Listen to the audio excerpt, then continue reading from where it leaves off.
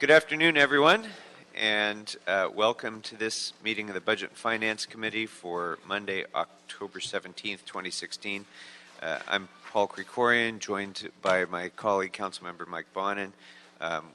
It appears that we will not have a quorum today, but we're going to proceed with the hearing in any event, and any action taken will be a recommendation of the two of us. So we're going to start with general public comment. I have one general public comment card. Is that the only one that we have so far? All right. I'd like to invite up Jack Humphreyville.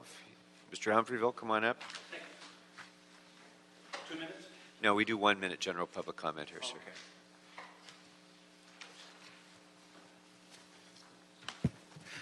Okay. My name's Jack Humphreyville. I'm with the Greater Wilshire Neighborhood Council. On October 4th, the Neighborhood Council Budget Advocate sent to you and the other members of the City Council an early white paper recommendation urging the City Council and the Mayor to implement 4 budget recommendations of the LA 2020 Commission, and that this implementation process be an integral part of next year's budget process. These recommendations include creation of an independent Office of Transparency and Accountability, adopt a 3-year budgeting ordinance, be honest about future promises, in other words, adopt the Buffett rule, and finally, establish a commission for retirement security. I believe these are important in order for us to get a better understanding of what's going on with the city's very complicated budget, its structural deficit, its pension liability, its massive pension liabilities, and it's the situation with our deferred infrastructure. By implementing this, it will increase the transparency as well as help to restore some of the faith and confidence in the City Council. Thank you. Right, thank you very much. Actually, Mr. Humphrey, just to save you a trip, you are still submitted a card on item number 1, which we're going to go to next. But if there's no other general public comment cards, general public comment is closed. And we'll proceed with item number 1, please. Item number 1. Item number 1 is a joint Chief Legislative Analyst and City Administrative Officer and Department of General Services report in response to the motion City of Fuentes and Farrell relative to the potential acquisition of Taylor Yard G2 parcel located 2.5 miles northeast of downtown Los Angeles for the Los Angeles River Ecosystem Restoration Project. Thank you very much, and we'll start with comment on that matter with Mr. Humphreyville. Thank you. My comment is very simple. When analyzing the purchase and the financing of this Taylor Yard G2 parcel, I think it needs to be done in the context of the total $1.5 billion plan that you have for the river revitalization plan on the 11 miles in the city of Los Angeles. Without it, we won't have a very good understanding of what's going on. Thank you. Thank you. Our next speaker is Marissa Christensen, followed by Jill Sorial, followed by Justin Yee.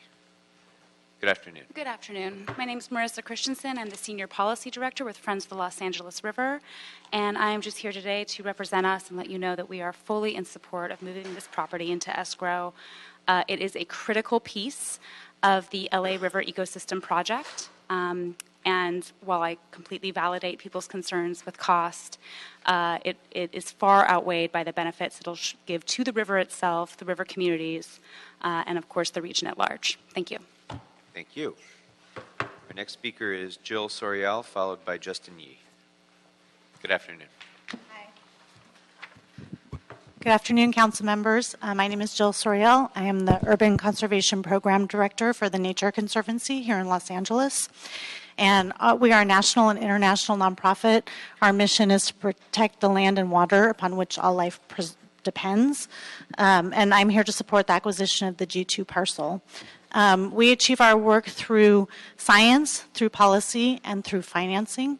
And so we're very eager to work with you on conservation financing to make sure that we're able to secure this critical parcel and make sure it serves the multiple benefits for our communities, from water quality to habitat to open space, and really reconnect the historic floodplain to the river in this part of northeast Los Angeles.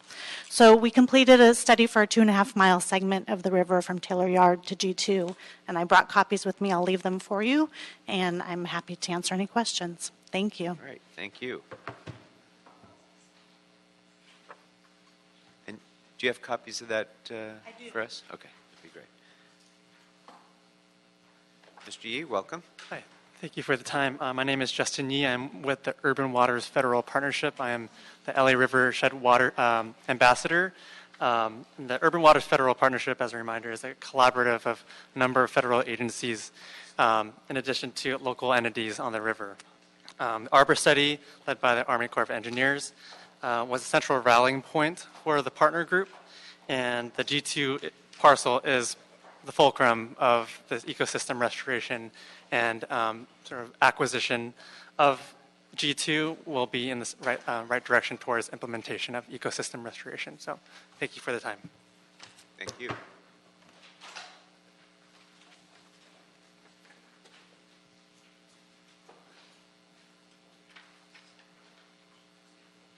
Thank you. I have one remaining card from Joe Edmiston. If anybody else would like to speak, please fill out a card and bring it forward. Mr. Edmiston, welcome.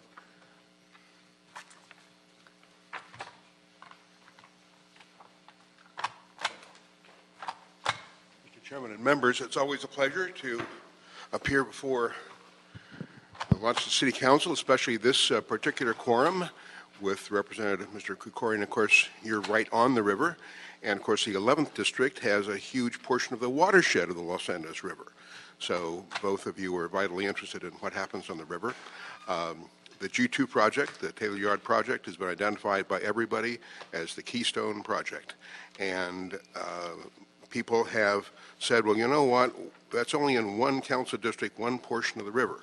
And I say, but it's the Keystone. You all know what the Keystone is, right? When you have an arch, the Keystone is at the center, and it's only a small portion of the arch. You take the Keystone out, and the whole thing falls apart.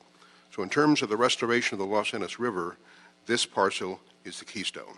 And we have been working with the mayor's office, with the council district office, and with the CLA's office. We stand ready to implement the legislature's directive to give a major grant to the city of actually to the San Michael Mountains Conservancy to join with you in the acquisition of this property. I'm happy to answer any questions you might have. Great. Thank you very much. Appreciate your being here. All right. So we'll go ahead and hear the presentation from CAO, CLA.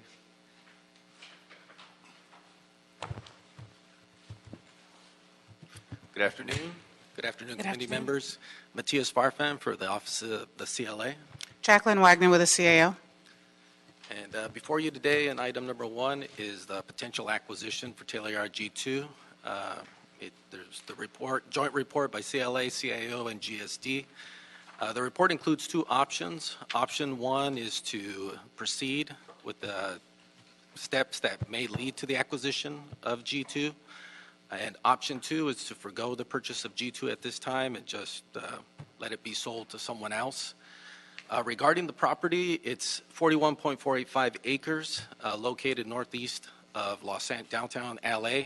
It's east of the 5 freeway between the 110 and the 2 freeway in Council District 1.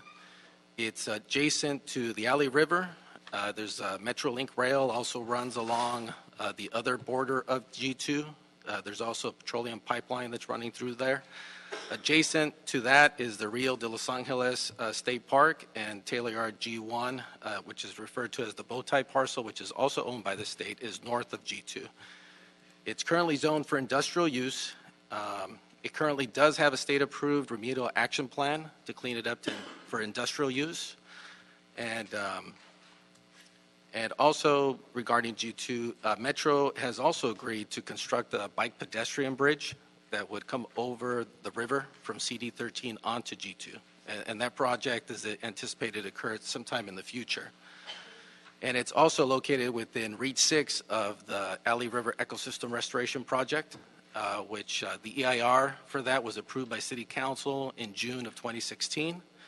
That approval also provided an actual purpose for acquiring Taylor Yard G2.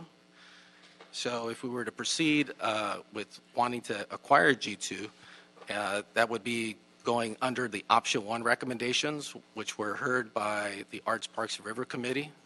They did make some amendments to the recommendations that are in the report. I believe those have been circulated to the committee members. And regarding the purchase and sale agreement, the terms, we would be purchasing the property in as-is condition. As mentioned before, it currently does require cleanup. The purchase price would be $59.3 million. Of those proceeds, Union Pacific would be required to set aside $14.7 million of those proceeds into a remediation escrow account, which the city would draw down from at a future date. As we remediate the property, we would draw down funds from that account to reimburse the city.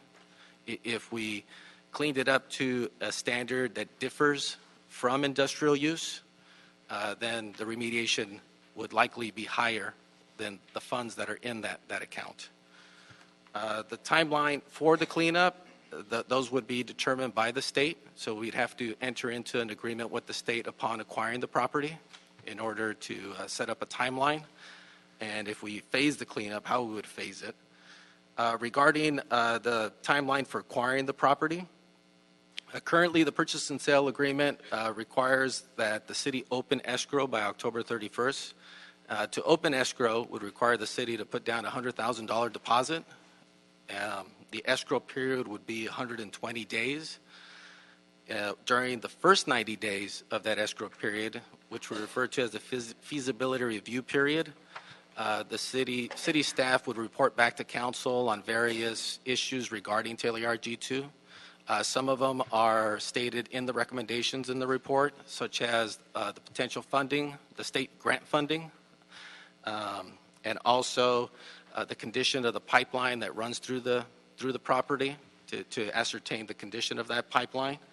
Another component would also be an addendum to the EIR that was approved by council back in June that would be specific to Taylor Yard G2. And council would need to review that addendum to the EIR and approve that addendum prior to us being able to close escrow. If the city were to back out of the escrow within those first 90 days of the escrow period, the $100,000 is refundable to the city. If the city backs out of escrow within the last 30 days, we would forego the refunding of that $100,000 deposit. The reason it was structured that way is that initially, yes. Sorry, I think I missed part of that. So there would be a 120-day period then, of which the first 90 days, if there's cancellation, the full refund comes back. Yes. Regardless of explanation of reason, cause, anything. Just cancellation for any reason or no reason, we get the money back. Yes. Okay. Yes. And again, we could still back out after the 90 days up to the 120, but we would forego a refunding of the 100,000.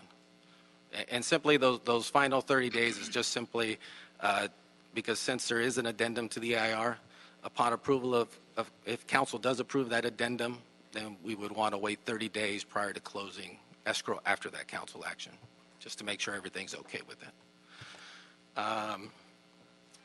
That's about it. As I mentioned before, this property has been identified as part of the LA River Ecosystem Restoration Project. The cleanup, that project cost, the preliminary cost of that project are included in the report under Table 1, which total $252.2 million, which includes the acquisition cost of the property.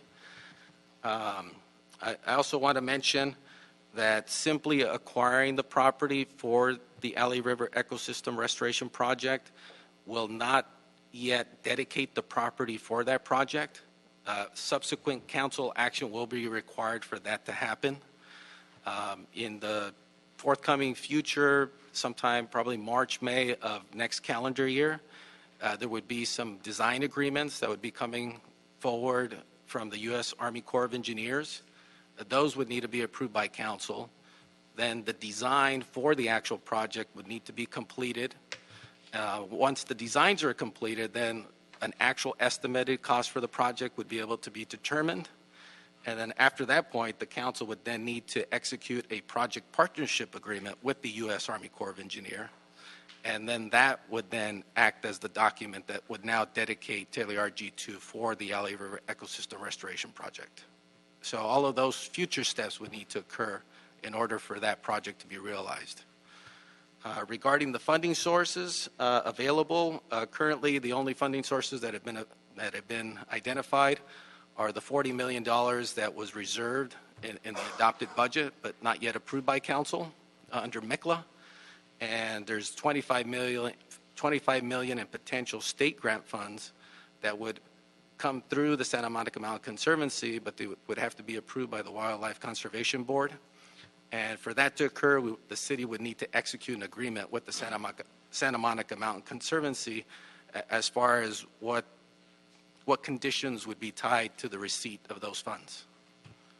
If your committee has any questions at this point, I can answer the questions that are related to the purchase and sale agreement.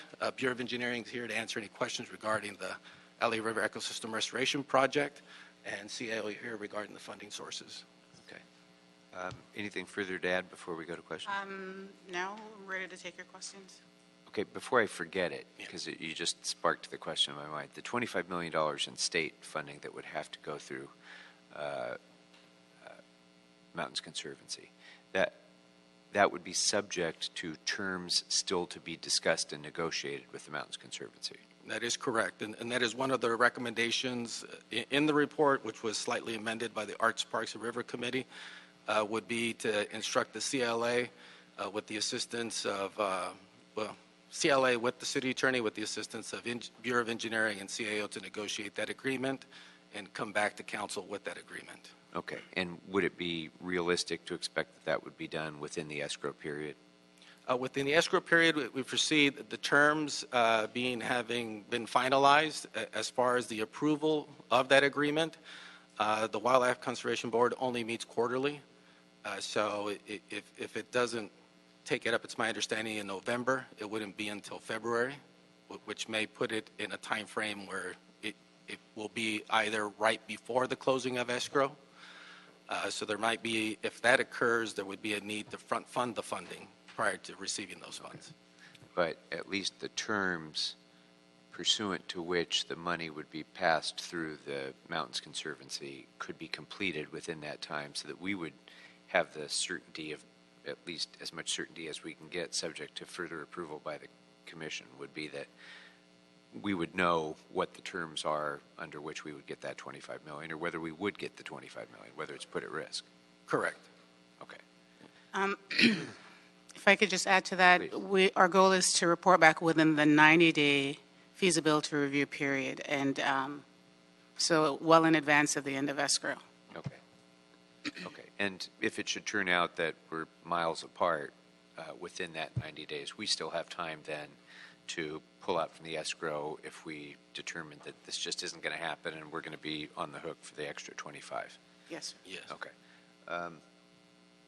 Now, the $14 million, excuse me, in remediation costs that are set aside as part of the transaction, does that amount of money approximate what the actual costs for industrial grade cleanup would be? Yes. When the actual the state approved a remedial action plan was approved by the state, there was testing that was done on Taylor RG2 to ascertain how contaminated it was. At that time, it was estimated the cleanup cost would be $9 million, but there were several areas of the property that couldn't be tested at that time because there were still a few structures on the property. Those structures have since been removed. So as part of when we were negotiating the agreement, Bureau of Engineering went out there and did further testing on the property in those data gap areas, and we did find additional contamination that has been reported to the state. And so that's how the cleanup costs are now estimated to be at $14.7 million. But those were reviewed by the city's environmental folks as well as Union Pacific's environmental folks, and that was part of the negotiation of how much we could agree upon the cost would be for that cleanup. Actually, Mr. Moore, could you or your team come on up to talk about that a bit?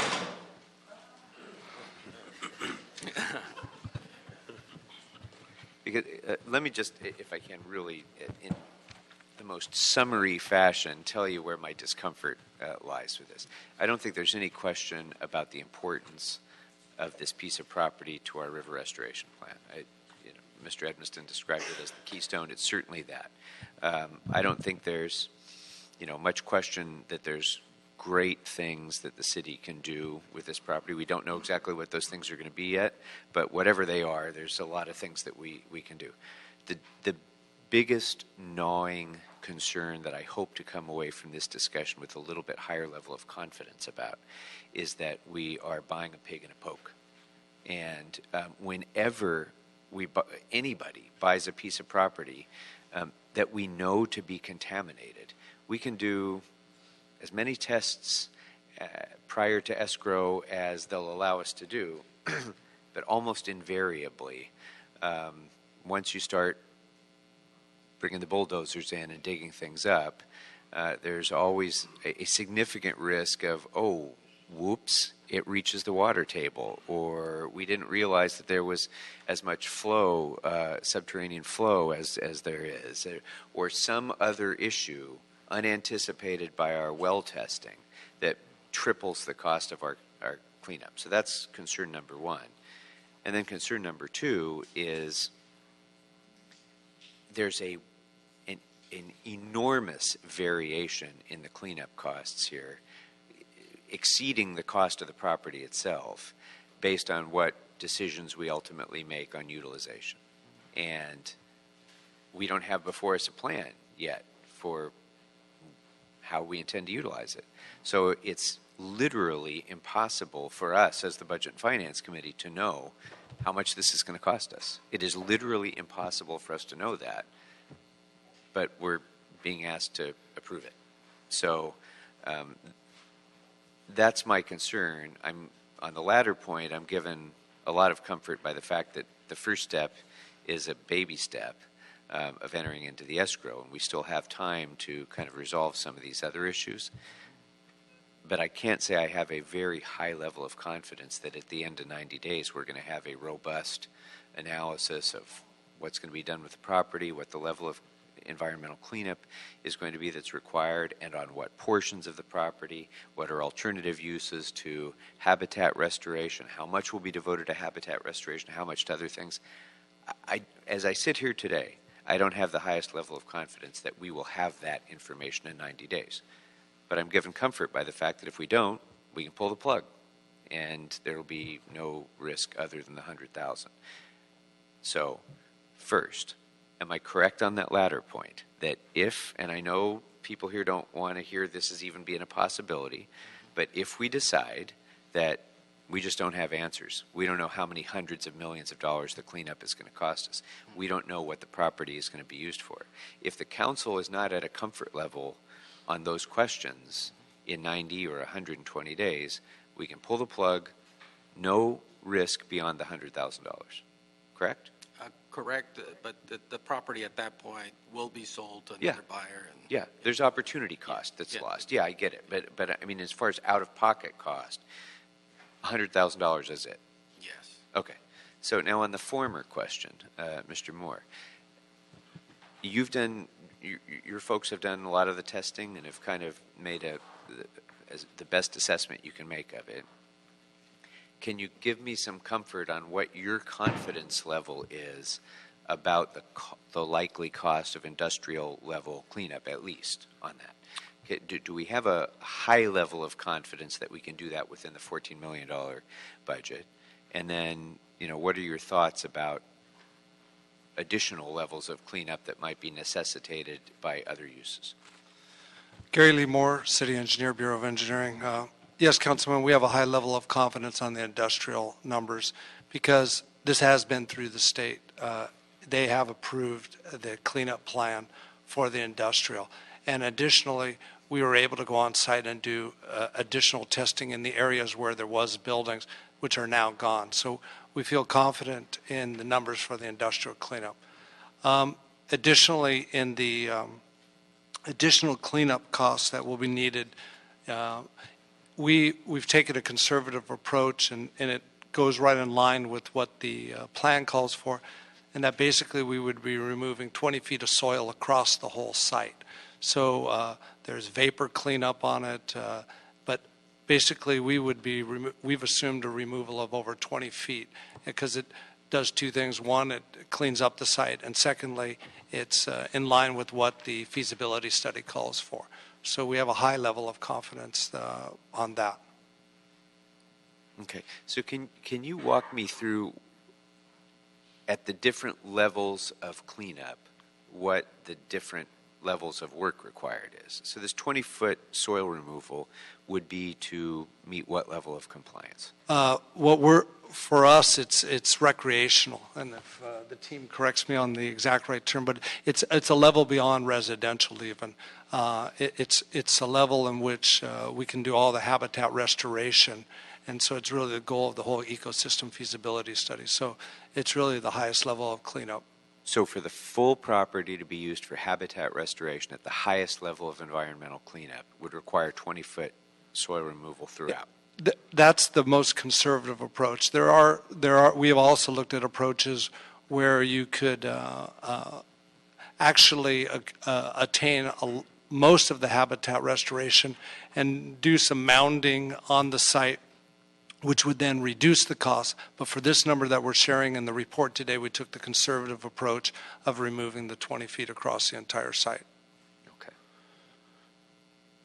And of course, in the feasibility is how to phase the whole project in. So that's the other, we'll be looking at that also, is phasing the project. Okay. So, and that the cost of 20 feet of soil removal, habitat restoration level cleanup is very high. Yes, in the report, and when you continue to look at this report, and we looked at it more and more, just the cleanup costs it was about $80 million for cleanup of the soil on this site. $80 million.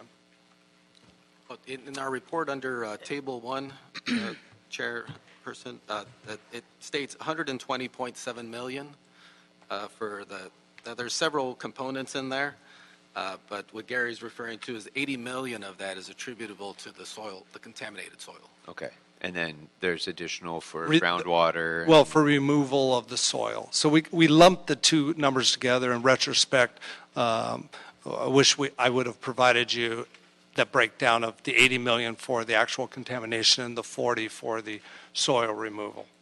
Okay. It's because in removing 20 feet of soil, some of it will be clean. Clean. It is clean. Right. Yeah. Okay. So initially, we'd be in for the cost of the purchase through MICLA. Our immediate impact would be the cost of the money of financing the MICLA debt. We'd have to do before we would do any remediation, we'd have to make a determination about utilization. That could be done either before or after the purchase, right? I mean, there's nothing immediately compelling us to do this. That is correct. Okay, but we're carrying the cost of the purchase for however long it takes for us to do that. Yeah. And then the 25 million is the 25 million from the state dependent upon any sort of base level, any particular, is it only to be used for habitat restoration purposes, or can it be used for other uses as well? That'll be part of our negotiations with the Santa Monica Mountain Conservancy. So the state grant itself is not limited. That's purely subject to discussion with the Mountains Conservancy. No, I think there is a portion of the 25 million that is for habitat development, which it's about 5 million of the 20, and 20 could be used towards acquisition. Yes. Okay. But again, as Matthias indicated, we have to, those are going to be part and parcel to the terms that we negotiate with Santa Monica Mountains. Yes, currently, it's my understanding that the 25 million is composed of two different pots of state money. 20 million is coming from an old clean water state bonds, and 5 million is coming from recreation state bonds. So 5 million would be restricted to recreational type, some sort of recreational project. The 20 million, that's the one that could be used, but it would have some restrictions based on whatever the clean water bond funds restrictions are. So those would be the restrictions on it. And I did want to point out that the report does identify $350 million in potential funding sources, and we've just began the process of really confirming how much of that, confirming how much of the 350, is real. And so far, we've got the 25, and there's an additional $2 million in additional other state funds that the mayor's office has been able to secure. So we are hoping that, within the 90-day period, it's a lot of information to come back with, but we are hoping that we will have a sufficient amount of information with regard to the costs, removing more of the unknowns that are unknowns right now, as well as, more confirmation on the potential funding so you can make a more thoughtful decision within that 90-day period. Okay. So, again, on the assumption that we were to decide that we're not going forward with this purchase unless and until we secure agreement with the Mountains Conservancy on the $25 million. Let's assume that for the moment. Under that scenario, if we agree to this purchase and we close escrow, we will be our obligation at that point will be the purchase price less the $25 million that we'll be getting, well, less the $20 million of the $25 million that we'll be getting from the state, right? If you so instruct us. Yes. Yes. Yes, sir. Upon the close of escrow, that's what is going out the door. Well, it'll likely occur significantly after the close of escrow because of the quarterly meeting. So, whenever, yes, it would be credited towards okay, it, yeah. Fair enough. At that point, we have a piece of property. We can make a decision what to do with it. We can we can remove 20 feet of soil and devote, $200 million to cleaning it up, and we can make a habitat restoration, or we could find another buyer and sell the entire thing 6 months later, right? Yes, correct. Yes. Okay. Yes. Upon acquisition, we would have to sit down with state officials because we would be taking on the state-approved remedial action plan. So we would need to execute an agreement with the state on that plan. And at that point, already start to have those discussions with the state whether or not we're going to amend that plan at this point or proceed with it. So that also needs to occur upon acquisition of the property. If we want to phase it, we have had discussions with the DTSC. They are open to letting the city phase the cleanup, but we would have to come forward with actual plans on doing that cleanup. So Right. there will need to be some decisions made after the acquisition of Taylor RG2 as far as the timing of when we plan to remediate the property. Right. I'm just trying to get a fix on the outer limits of best case and worst case scenarios here. And so worst case scenario, presumably if we got the $20 million from the state and then we decide, you know what, this is just way too big of a hassle, too much money, too hard to do the cleanup, we're out of the business, we're going to sell it to another railroad or a housing developer or whatever we decide. Again, worst case scenario, everybody, don't get upset, don't get nervous. I'm just trying to work this through in my own head. So if we were to do that, presumably we'd have to repay the state the $20 million for acquisition costs, maybe, depending upon the terms are under which. That would be part of the agreement, depending on what that agreement states when we negotiate it, and if council approves it. It all depends on whether or not that agreement has that clause in there, which allows us to exit the agreement. Okay, and then that would presumably be worked into the pricing that we would expect from any But as we proceed today, as I mentioned initially, since we're following the CEQA process, right now the only process that's been initiated by council for the reason for acquiring Taylor RG2 is for the Alley River Ecosystem Restoration Project. At a future date, it'd be within the 90-day feasibility review period, you'd be seeing the addendum to that EIR that would pull out the components from the Alley River Ecosystem Restoration Project that was approved by council back in June that are specific to Taylor RG2 for your review and approval. And if you approve that addendum to the EIR and proceed with the acquisition of Taylor RG2, it would be for the purposes of that project. Now, if for some reason in the future that project does not look feasible, at that point, then council would then need to then make that finding and say that we're not proceeding with the project. At that point, that theoretically would free up the property for something else. But if we do move forward with the acquisition, right now it would be for the purpose of the Alley River Ecosystem Restoration Project. Yeah. Yes. But there's nothing that legally compels us to do that. Once we acquire the property, we could turn around and resell it if we chose to. After you review the other items regarding that project that doesn't look feasible and council makes that finding, yes, that's true. Okay. Mr. Bonner? Thank you for your line of questioning. You asked most of what I wanted to ask, and you actually asked it the way I wanted to ask it. I wanted to tease out the worst case scenarios, and I wanted to do it with all the caveats about, don't worry, this is just playing devil's advocate that you did. I'm not entirely certain on some of the answers I heard, though, to the question. I just want to make sure, because Mr. Krikorian asked a question that I thought was sort of a yes or no question, and then there was sort of a paragraph answer, and that always worries me. So if we proceed with the acquisition, and then we discover later that it's going to cost much, much more to clean this up than we thought, my first question is, are we, having bought a contaminated site, are we legally obligated under any timeline to start cleaning it up or to restore it to a certain level of use? We would be bound by whatever the timeline the state imposes on the city. Again, there is a state-approved cleanup plan for Taylor RG2 to clean it up to industrial, and it's currently zoned to industrial.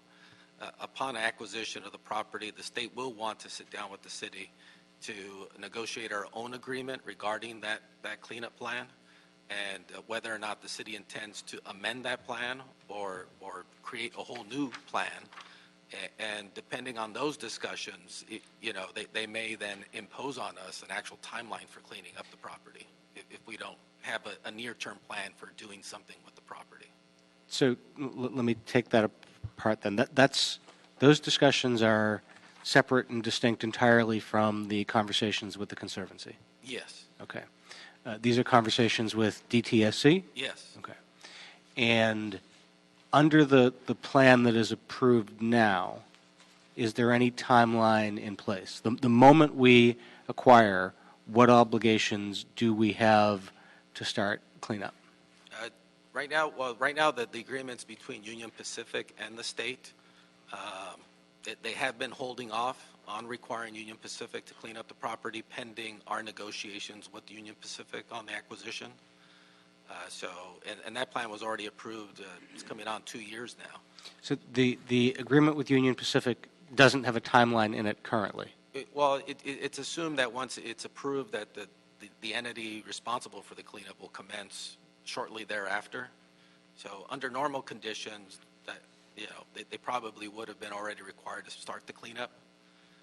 But as I mentioned, right now the state is aware that the city of LA is negotiating with Union Pacific, so that that there hasn't been a hard fast deadline to get them started on the cleanup. What I'm trying to get a sense of here is I'm trying to get a sense of, with the same caveats Mr. Krikorian expressed, my own sense of the worst case scenario. And I think the worst case scenario we were trying to articulate is that it's much more expensive, and if that's the case and we can't come up with the funding, we can sell it to someone else. What it sounds like here, though, is that there's still a door open to, even before we get around to selling it, we may have to start spending money on it that may exceed the $14 million.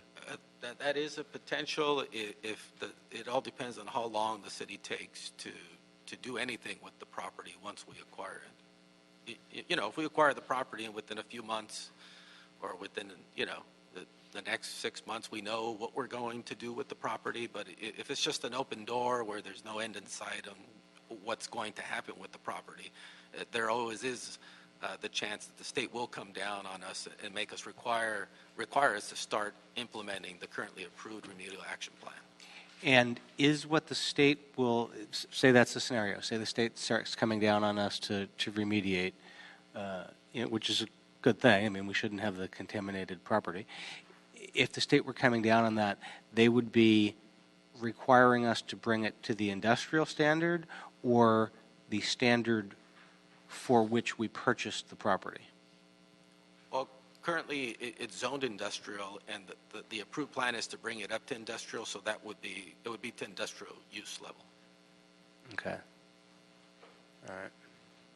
That's what we would be required to clean it up to that level until the city either amends the currently approved plan to be a different standard. But the city, if we purchase it and leave that plan in place, then it remains industrial use until the city changes it. And when we revise the plan, then we renegotiate with DTSC on what our obligations are? That's correct. And depending on how much that differs from the state-approved plan, will determine whether it requires a simple amendment to the remedial action plan or whether it requires a whole new remedial action plan. And how much of that is an actual negotiation, and how much of that is the state saying, this is what you're doing? I think that we would have to discuss that with the DTSC as far as how that stands. That sounds like the state saying, this is what you're doing. Yes, when we've asked the questions before, they've been straight with us in that they need to know specifics before they can answer any questions definitively.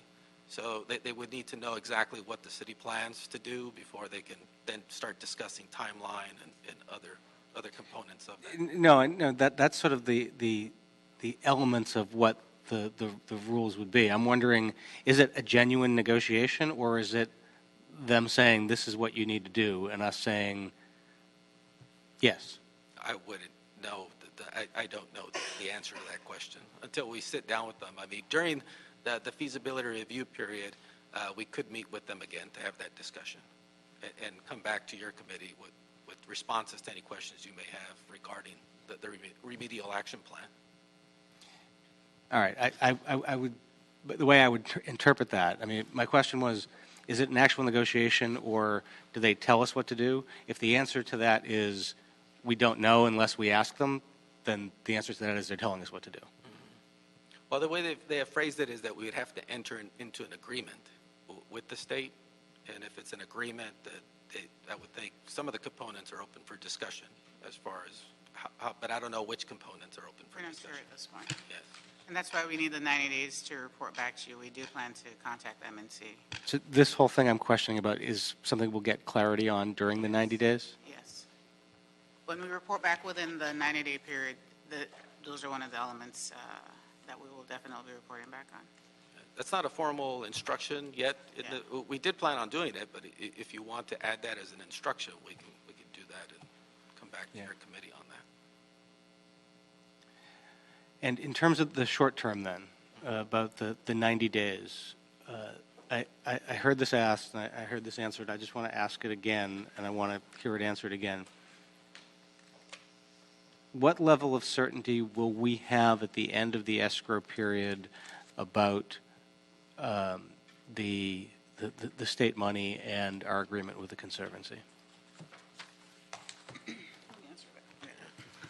Okay, so we are still in negotiations with Santa Monica Mountains, and I think that there will be a great degree of certainty, or there should be, by the time we report back to you within the 90 days, as to what the terms are, and then you'll be able to make that decision. We're not totally sure at this point, but we need some time to finish up the negotiations. What we're going to ask for is, or what we hope to come out of it is terms that will be beneficial to the city and will likely give us a latitude to be able to make additional other decisions if we choose to. Now regarding those state grant funds, I would like to also state that the state does require their own appraisal of Taylor Yard G2 that are tied to those state grant funds. So the state has initiated their own appraisal of Taylor Yard G2, and that appraisal will then be coming out sometime within that 90 days. And that agreement will be based on that state appraisal of Taylor Yard G2. So that'll be another component that's part of those grant funds as well. There's a lot of stuff to get answered in those 90 days. I mean, 'cause where I'm going with this is because I want to be supportive of this. I'll be supportive of starting the process today, but where I want to get a level of comfort on is, if the costs come up to be much higher than we're anticipating, and some of the funding sources we're anticipating don't come through, I'm wondering, are we then going to be mandated by the state to do a level of cleanup, and then the general fund is going to be on the hook for it? That's what I'm worried about and concerned about. And I'm going to need some level of clarity or much more information during the 90 days on that one, at the end of the 90 days. Okay. And just to add to that, because it hadn't occurred to me until we just started this, but DTSC is one of the components in this. But is there any, I honestly don't know the jurisdictional limitations here. Is there any risk of federal EPA involvement in this, for example, or mandates that might come upon us from any source other than the state government requiring a clean? I know it's not a Superfund site or anything, but is there any risk that there might be a mandated cleanup plan that differs from the one that we're making cost estimates about to the industrial grade? None that I'm aware of. There would be some tied potentially to the actual ecosystem restoration project. Once Right. the design agreement, Right. the design of the project is known, then that document then would have certain requirements of what the site needs to be. But that's a decision we make. Yeah. We make that. I think what Mr. Bonner and I are both concerned about is setting that aside. Whatever we ultimately decide to do with it, when we sign our name on that escrow document and say, okay, we're buying this, are we buying liability beyond the $14 million that we're already estimating? And I'm hearing the answer. I think I'm hearing from all of you that no, we will have no liability beyond that. We're just kind of testing that assumption because that's kind of the key question for all of us, I think. Are we saying that? I don't think Well, we're saying that we're not sure at this point, and that's why we want to be able to report back to you. And we've had, as Matthias reported, we've had the ability to do some testing, but it hasn't been widespread access. Once we enter escrow, we'll have more access to the site and be able to do additional other testings. That's a part of what our next steps include. And then we'll better be able to tell what the required cleanup is and, the conditions that we're facing. But right now, So, it goes back to your I don't think initial we really concern, Chair, is that we have done sufficient testing where Bureau of Engineering is confident in the $14.7 million. But of course, the whole timing of beginning that cleanup will also impact that $14.7 million. You have escalating costs as the years come forward. Nothing we can do about that. Or if the city decides to clean it up to industrial, but we decide to, let's say, remove all of the concrete that's on the property. It all depends on what level of industrial we're talking about. Right now, the level of industrial for the 14.7 is to prepare the site to be used for industrial use. But if now you're talking about cleaning it up to industrial, but removing all the concrete that's in there and other stuff, then that could increase the cost beyond the 14.7. Sure. But again, Yeah. all of that is within our control. It is. I think what we're both concerned about is if we make a purchase, are there costs that we will have no options about, that will be imposed upon us? Because that affects our decision today. That affects the go, no-go decision today. The other decisions are decisions we can determine based on more information and what we decide as a policy matter to proceed with. But buying the property presents a potential obligation on our part as the new property owners of contaminated property to clean up the contamination. And so I think what we're trying to get our arms around is what are the outer limits of that liability, that legally mandatable liability. And what I'm hearing is the legally mandatable liability that we anticipate will be remediation to industrial levels, and that can be done for $14 million, subject to some potential adjustment that we might do by refining our Yes. correct. That's testing. But Mr. Moore has already told me he has a high level of confidence, and when he says that he has a high level of confidence, I take it to the bank. So I don't need any more testing. If he says he has a high level of confidence, that's what I need to know. Mr. Bonin. Yeah, so one more question. As Mr. Krikorian put a very fine point on what I was getting at, and he used the word liability. And so that made me wonder, we're hearing here and getting our assurances, or the sense that we'll be getting assurances in the future from the CAO's office, from the CLA's office, and from the Bureau of Engineering. Have we been talking to, or have we been consulting with any legal experts in the field of contaminated real estate? So there may be questions we're not thinking of because we don't know enough to think about them. Are we talking to anybody else who might have a sense of this landscape? No, well, did you want? No, I was just going to say city attorney, but go ahead. Yeah, well, we'd have to talk, but I mean, the city has acquired a contaminated property in the past for other projects, and we have cleaned them up. So this has followed that same, a similar template to that. But as far as that question, I mean, only city attorney. And so is there someone from city attorney whose eyes are on this and thinking about the questions that Mr. Krikorian and I have been posing?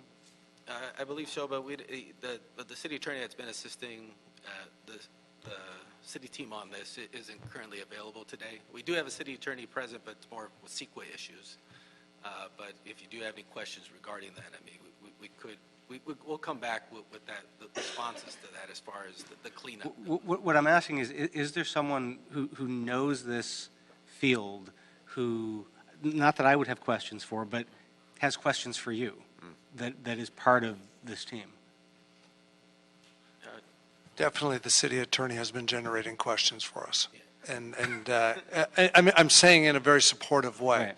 in a very supportive way, because there's petroleum easements through here, petroleum line easements. So there's things that we're looking at, and the city attorney, in my opinion, has been very, very good at doing due diligence or raising questions, and will be addressed during this 90-day period. Okay. Anything else? Okay. So I think it would be my recommendation, and we can only do a recommendation at this point since we don't have a quorum here today, but Mr. Bonin, if you would join me on this, it would be my recommendation that we concur in the Arts, Parks, River Committee recommendations. Now, just to be clear, that included a 120-day escrow period, of which the first 90 is cancelable for any grounds, right? Because originally we were talking about a 90-day escrow. It is now, under their recommendation, a 120-day period, right? Am I right about that? Yes. Okay, because that's what we wanted. So we'll concur in their recommendations. I'd also request that the Mayor's River team report back to this committee within 60 days with a plan for the utilization of the parcel, including a budgetary assessment and identification of specific revenue sources for each of the project components. I'd like to instruct that the Bureau of Engineering report with a cost and project comparison of the LA River Master Plan proposal for this site and compare it with the LA River Ecosystem Restoration Army Corps project for the parcel, both in terms of utilization, cost, just so that we can see what those two proposals are and what they cost. And then I'd also recommend instructing the CLA and CAO to report no later than 30 days prior to the close of the feasibility review period with a status update and provide council the opportunity to consider exiting the escrow and recovering the deposit no later than 30 days prior to the end of that 90-day period.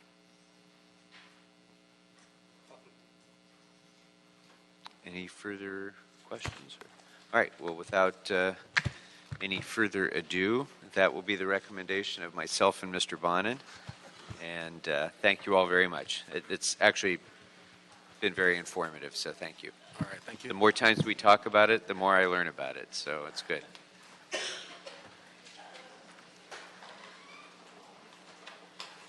All right. And then Mr. Bonin, items 2, 3, and 4 unless you want to discuss them, we can we recommend approval on consent? Yes, sir, you can recommend. However, on item number 2, I believe the CAO has provided a debt impact statement, and it doesn't materially affect the outcome of their report, but it has been introduced into the record. It does not. It does not. Okay, so then as amended by that report, unless you have objection, Mr. Bono will recommend approval of items 2, 3, and 4. Okay, Are we approving them, or are we? Yeah, go ahead, And Ms. Delphine. just for clarification, on item 2, I think the Entertainment and Facilities Committee made one amendment to that recommendation. Oh, yes. Too. Yes, So you they may did. wish to, if you choose to confer with them as well. We would do so. And then lastly, on item number 4, would you like to note and file that item? Note and file on item 4? Yeah, that's what we will do. All right. Is there any other business before the committee? No, sir, that clears the desk. Seeing none, we are adjourned.